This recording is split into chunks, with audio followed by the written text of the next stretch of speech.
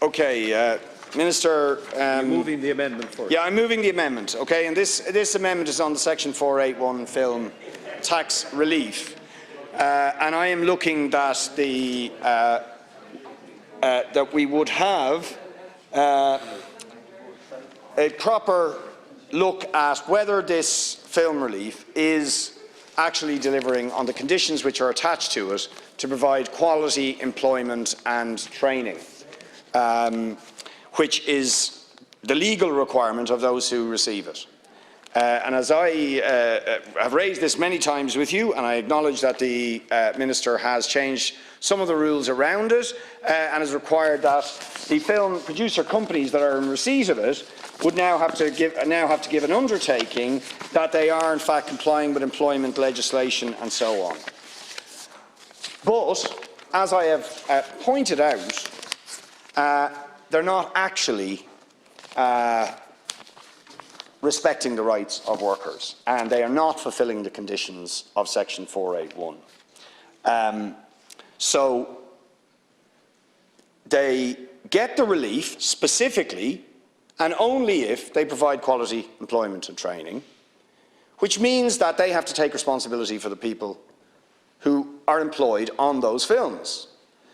But when workers who are treated badly or feel they're treated badly, or who are dismissed or not re-employed, who have been employed by these film producers, or where collective agreements that were agreed are not honoured, and workers take cases to the WRC, the same people who take money from you, Minister, and from the government on the basis they're going to provide quality employment and training, go into the WRC and say, we could not possibly have an employment relationship with this person. Right? Now that is really serious. And I'll just quote you, for example, Element Pictures, the CEO of Element Pictures, in the Labour Court, with a stagehand who took a case. Now this same company takes relief, millions of relief, over many years, and takes money from Screen Ireland. It gives you undertakings. They're going to respect, provide quality employment and training. And then they go in and they say, I wish to illustrate to the court how the specific working arrangements in the production sector event prevent a relationship of employment from having existed between the parties. Okay? So in other words, they go in and tell the WRC, no, I couldn't possibly have an employment relationship with this person who has worked on the film. That is funded by Section 481. But say, no, I couldn't have an employment relationship with it. So that's what they tell the courts. And if there's nothing else the Minister would do, I would honestly appeal to the Minister or some of his officials to go to the WRC when some of these cases are being taken. Because they're speaking out of both sides of their mouth. A representative of Screen Producers Ireland at the same hearing, and why precisely Screen Producers Ireland, which is a representative body of the producers, are going along to these WRC hearings, and says, I will give further evidence to the court that there is no possible basis, having due regard to the realities of the sector, on which a relationship of employment can be said to have existed between the parties hereto. This is on the basis of the clearly established industry norms and practices governing working arrangements in this sector, including in the operation of Section 481. Okay, so the representatives of the film producer companies who are in receipt of, it can be 60, 70, 80 million euros, Section 481 relief a year, take the money saying, I'm going to provide employment, and then go into the WRC and say, not only is this person not my employee, they could never be my employee because the industry prevents me from being an employer. I'm not an employer. Now the two things can't be, that can't be the case. You get the money to provide employment, and then you say, I don't create any employment, I don't have any employees. How do they manage this trick, and how does the government allow them away with it? The same, by the way, goes with with skills training. So there's another case being taken at the moment by an apprentice painter who's been worked on successive films for Metropolitan Films. But then was dismissed because he got injured on set. And then takes a case. He thought he was an apprentice painter. But when he actually goes to question how he's been dismissed, he discovers there's no accreditation. He's been working for several years as an apprentice, but he isn't an apprentice because they're registered with nobody. There's no qualification process, so not only is he now out of a job because the construction manager gets rid of him, but now he thought he had 3 years qualification which he'd take somewhere else, but he's not. He might as well never have been a painter, but he thought he was an apprentice painter. Now, this has been going on for years, and I've been saying it for years. And as I pointed out to you, some of the people who come into the Oireachtas committee in 2018 who raised these points have never worked again in the industry, even though they have a long history of working in the industry for the very same companies that get this money. So really, Minister, I appeal to you to look at it. I mean, let's remember the film producer companies who initially, only a few years ago, back in 2018, went into the Oireachtas committee and said there were 17,000 jobs resulting from Section 481. When you did examine it, and fair play to you, the tax strategy papers looked into it, we discovered there was only 2,000 jobs. Big difference. So it was actually scrutinised. There was only 2,000 jobs, but none of those are jobs where anybody accumulates any rights as an employee. So they don't, even though under the operation of law, the working time, the Fixed Term Workers Act actually confers rights on the workers who work in this sector, who've worked for the same employer, even if it's, project to project, but they're working for the same producer company who's collecting the money, but behind different DACs, and that's how, of course, they get away with this three-card trick, because they say, I'm not the employer, it's the DAC, even though they set up, it's a wholly owned subsidiary of the producer company who collects the relief. Right? This is a scam to get away with taking no responsibility for the people who work in this industry. And I'll just finish on this, Karen. Finish on this. The problem with not having proper regulation of this industry, we saw with the Alec Baldwin issue, right? Where somebody got shot and killed on a set in the United States, and it was discovered people working excessive hours and so on. That apprentice I mentioned was being asked to work massively excessive hours. So there's real consequences to not having proper employment relationship between the producers and employees in the film industry. And I'll only be brief on this, but I will commend Deputy Boyd Barrett for consistently raising this and really highlighting it and putting it on the agenda and making myself aware about it as well. And I think it's quite clear from the concerns that have been raised consistently, both in this chamber and as well in committee, that we've all heard, that it really is an area of concern. And given the fact that they are supported by this relief, and given the grave concerns that have been highlighted time and time again, I do think it would be of benefit to do this report. Again, it is a report, and I think it would only be of benefit for us to have that done, because from the grave concerns that we have consistently heard over the last number of weeks, I really do think that it will be of benefit. Minister. Section 481 of the Taxes Consolidation Act of 1997 provides a 32% payable relief for eligible expenditure on film production in Ireland. The scheme is intended to act as a stimulus to the creation of an indigenous film industry in the state, creating quality employment opportunities and supporting the expression of Irish culture. The audiovisual sector has largely continued to function through the most challenging period of the disease, and to provide quality employment at a time when so many other elements of the culture sector were severely impacted. The protocols put in place by the sector have meant that workers have been in very high demand. It is the expectation that in the provision of such opportunities there will be compliance with all applicable employment obligations, including both legislative obligations and policies and procedures to ensure dignity at work. To grow the industry in Ireland, we want to see quality and sustained employment and training opportunities in the sector. This is reflected in the undertaking of quality employment, which is required to be signed as part of the application process for Section 481. This undertaking not only applies to the producer company, but also to the designated activity company. In addition to the requirement to sign an undertaking of quality employment, An applicant company is also required to submit a skills development plan as part of their Section 481 application if the relevant project is worth more than €2 million. There has been good progress over the past year in relation to negotiations between employer and worker representative bodies in the sector. For example, from January 2021, a modernised crew agreement was introduced which promotes good practice, regularises evolving work practices and provides for an industry pension scheme operating under the Construction Workers Pension Scheme. A monitoring structure to oversee the operation of the agreement is included, as is a commitment to develop the first work-life balance policy for the film and television industry. The agreement acts as a framework for the industry, covering all grades except film construction. And I understand that a proposed construction crew agreement is also under negotiation, and my officials will continue to monitor progress in this regard. In relation to any specific workplace disputes, the Workplace Relations Commission and the Labour Court are the organs of the state tasked with the resolution of disputes relating to workplace matters and employment rights, and it's appropriate that any relevant claims should be referred to these bodies for adjudication.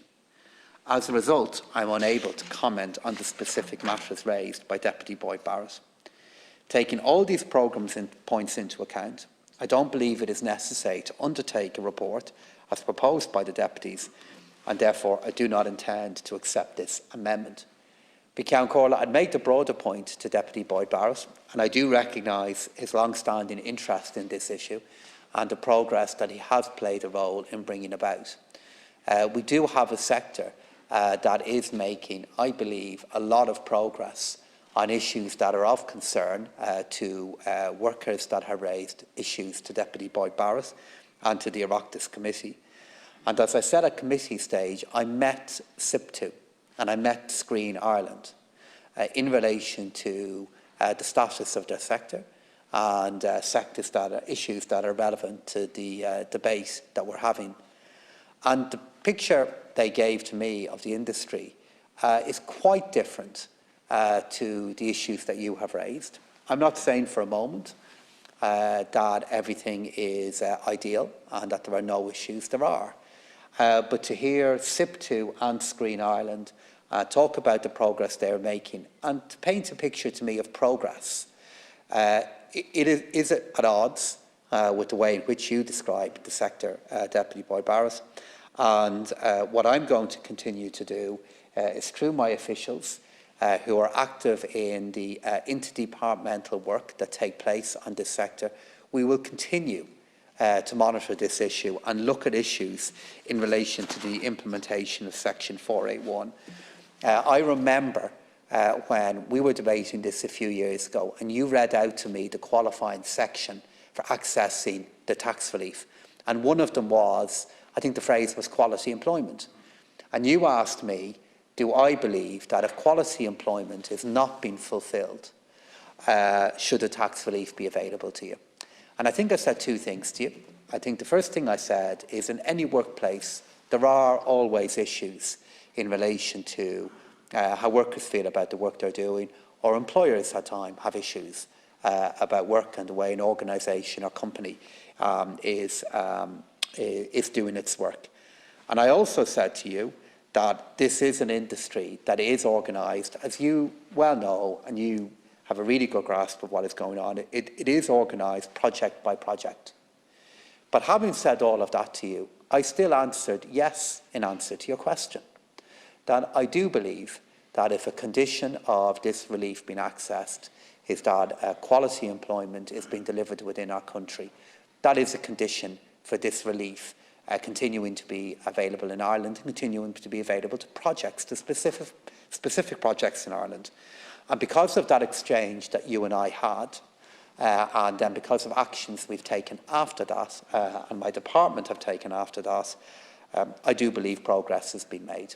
Now, in fairness to the Deputy, Ceann Comhairle, he also does acknowledge progress has been made, and he has on many occasions.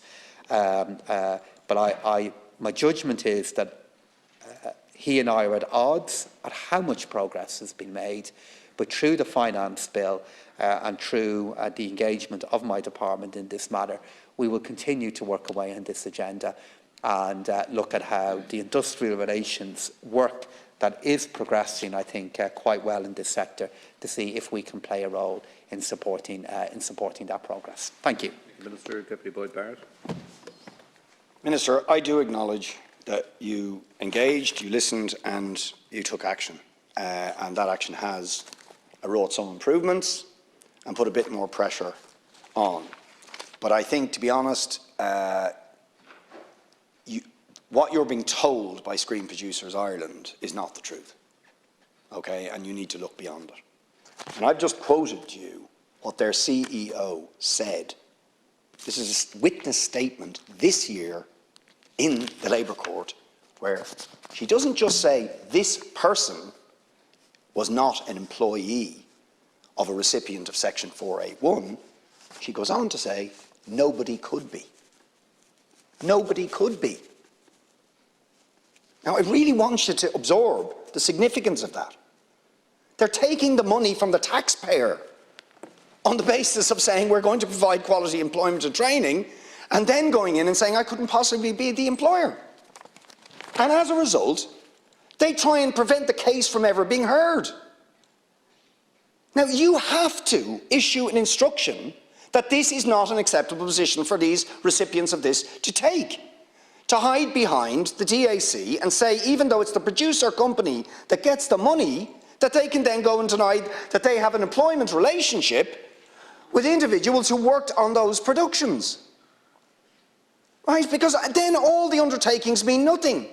It means the producer is saying, oh yeah, sure, if I had any employees, I'd absolutely vindicate the rights under the Fixed Term Workers Act or the Working Time Directive, but I don't have any employees, so therefore it doesn't matter if none of those rights are vindicated because they're nothing to do with me. That's what's happening. And certain people don't want the boat rocked, even though these same companies are getting money year after year, so of course they're telling you it's okay. Of course they are. But you need to look beyond that and say, objectively speaking, what protection do workers have to ensure that they're actually getting their rights vindicated? Anyone else on this, Minister? Look, Deputy Boyd Barrett, will continue to monitor this industry and look at the implementation of this relief. I'm not going to comment on the individual case you've just referred to, because it's really not appropriate for me to do so here in the Dáil. As you and I have discussed in committee stage, we got to an important point there in August of 2020, when the Workplace Relations Commission reported on the outcome of evaluation work that they had done within the sector and pointed to 4 recommendations. The maintenance of good industrial relations, the progress of an agenda with regard to skills and training, acknowledging the positive role of guilds' impact, and placing more focus on improving HR management. And for each of those areas, Ceann Comhairle, progress has been made. As I said, Deputy Boyd Barrett and I both feel that progress has been made. Deputy Boyd Barrett feels that less progress has been made than I do. And what I will do between this finance bill and the next one is continue to look at the implementation of this relief and look at how we can make progress in relation to quality of work, quality of life issues in a way that is agreed between the employer and the employee. And that's why the Workplace Relations Commission and the work they do is so important. Thank you. Yes, Deputy. In order to have that relationship between employer and employee, you've got to have somebody who's the employer. Right? You've got to have somebody who's the employer. But the people who are getting the money are saying, I'm not an employer. This is the point. It's so elementary. And this has to be addressed. Screen Producers Ireland are it's like IBEC. It's the film branch of IBEC. They have no entitlement to do an agreement for an industry for people who, particularly when their members say we have no employees. How can they do an industry agreement when their members, and as I said, it wasn't just about this individual case. Their representative made it clear that argument they were making in relation to this case applied across the board, regardless of who it was. They don't have employees. An employment relationship is not possible.